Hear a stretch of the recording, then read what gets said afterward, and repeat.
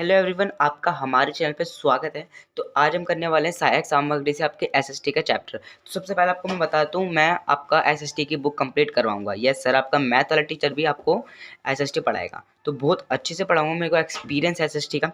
तो आपको बता देता हूँ, आर्थिक विकास की समझ यानी अर्थशास्त्र को पहले हम कंप्लीट करेंगे। इसका टोटली 4 चैप्टर है, तो इस 4 चैप्टर को एकदम अच्छी तरह से हम समझेंगे। उसके बाद हम इस वाली बुक को स्टार्ट करेंगे। जो 3 बुक रह जाएगी आपकी, वो स्टार्ट कर लेंगे। ठीक है, सबसे पहले हम इस वाली बुक को कंप्लीट करेंगे। तो चलो सबसे पहले इसका पहला चैप्टर देख लेते हैं इस वीडियो में। तो क्या है विकास? तो विकास क्या है एक्चुअली में, उसको हम समझेंगे। आई होप आपको दिख रहा होगा, ध्यान से बच्चे थोड़ा सा मैनेज कर लेना। ठीक है, तो सबसे पहले हम समझते हैं क्या है विकास। आपको शिक्षा के आंकड़े, लोगों का स्वास्थ्य, प्रति व्यक्ति आय, ये है मानव सूचकांक के आधार है। मानव विकास सूचकांक के मापदंड आपको प्रति व्यक्ति आय, जीवन प्रत्याशा, साक्षरता दर, इसको हम समझेंगे। सबसे पहले हम बात करते हैं बच्चों, विश्व बैंक के अनुसार देशों का वर्गीकरण किस चीज में किया गया है? उच्च आय वर्ग के देश, प्रति व्यक्ति आय 12,736 डॉलर प्रति वर्ष। देखो, जो उच्च आय कमाते, मतलब जो ज्यादा पैसा कमाता है देश, लगभग उसकी आयु कितने हैं? 12,736।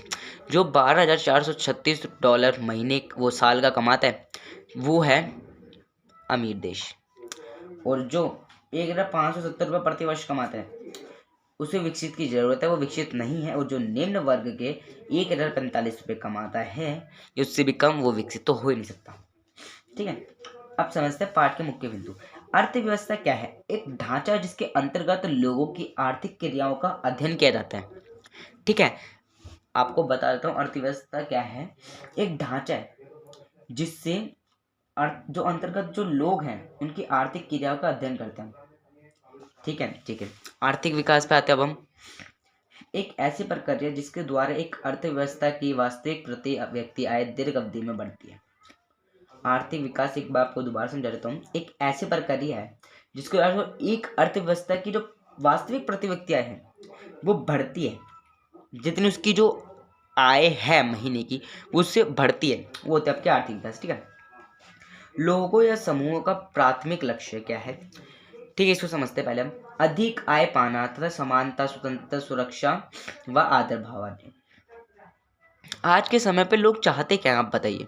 यही तो चाहते हैं कि उनको इज्जत मिले, उनको उसकी जो सैलरी है वो बढ़े, उनको समान अधिकार मिले, उनको स्वतंत्रता मिले, उनको आदर मिले, भव्य मिले, लक्ष्य मिले।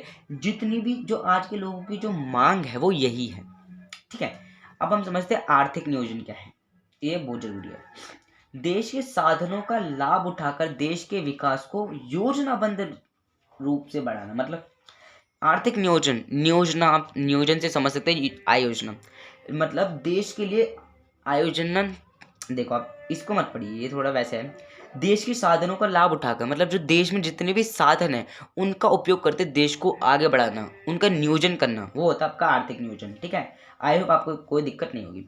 देशों के मध्य तुलना करने के लिए उनकी आय सबसे महत्वपूर्ण विशिष्टता समझी जाती है। मतलब देखो, आप मेरे को खुद बताओ, अगर हमको देश को पहचानना हो तो सबसे पहले हम क्या बात करते हैं? आय की बात करते हैं ना, कि वो देश कितना कमाता है, वही तो सबसे इम्पोर्टेंट बात होती है बच्चे। तो चलिए हम आगे पढ़ते हैं। तो चलो फिर देखते हैं क्या है आगे। तो देशों के मध्य विकास को नापने के लिए औसत आय के साथ सार्वजनिक सुविधाएं की उपलब्धता, स्वास्थ्य सेवाएं, जन्म व मृत्यु दर, जीवन प्रतिष्ठा, प्रदूषण मुक्त वातावरण मानकों की भी प्रयोग किया जाता है। देखो, यही भी बहुत अच्छी बात है। देखो, अगर हम किसी भी देश के, आपको ये समझ जाना, ये क्वेश्चन आता भी बहुत बार है कि हमको कैसे पता चलता है कि कौन देश कितना विकसित है।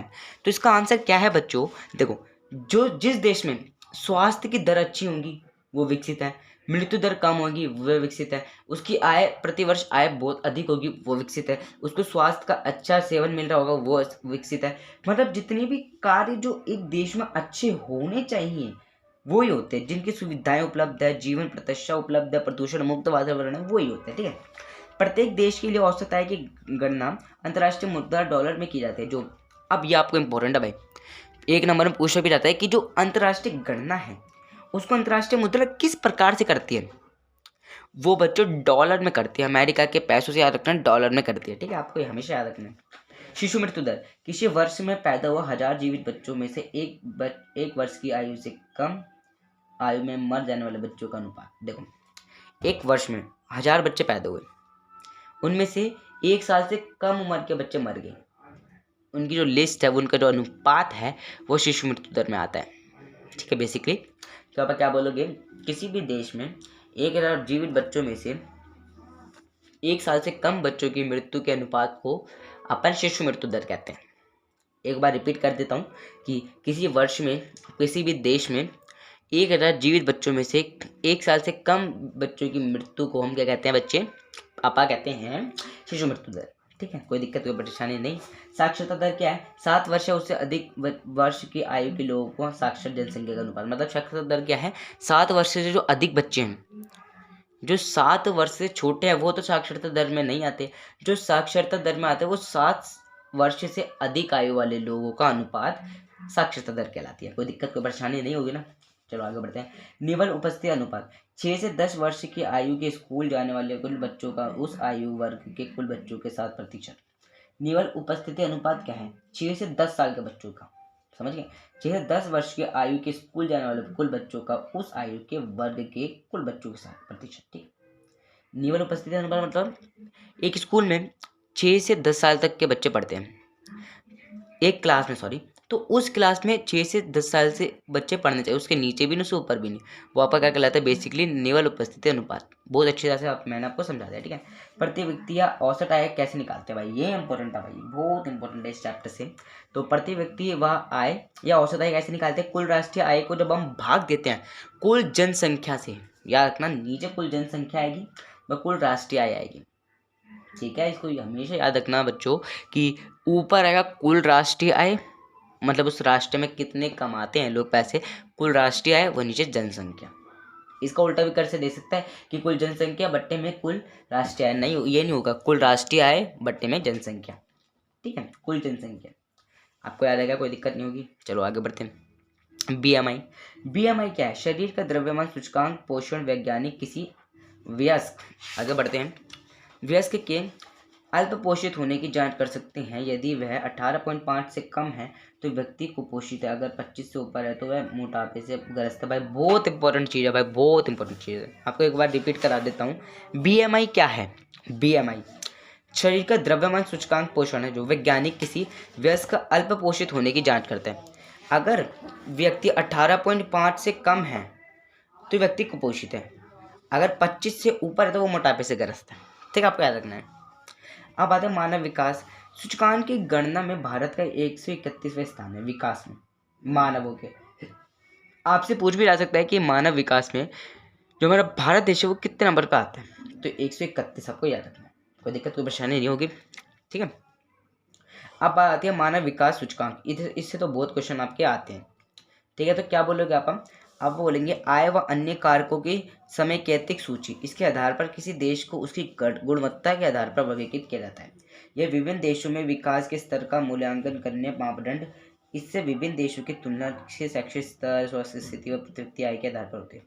मानव विकास सूचकांक क्या होते हैं, किसी भी देश में आय व अन्य किसी भी क्षेत्र की चीज़ों को बताते हैं, विकास को मापदंड करते हैं, मतलब विकास को मापने को क्या कहते हैं, मानव विकास सूचकांक। कोई दिक्कत, कोई परेशानी नहीं होगी। अब आते हैं हम आगे, विकासशील और विकसित देश में अंतर भी जानेंगे। परिभाषा, वह देश जिसकी औद्योगिकरण की गति प्रति व्यक्ति आय अधिक हो, मतलब वो विकसित देश वो है जो विकसित हो चुका है।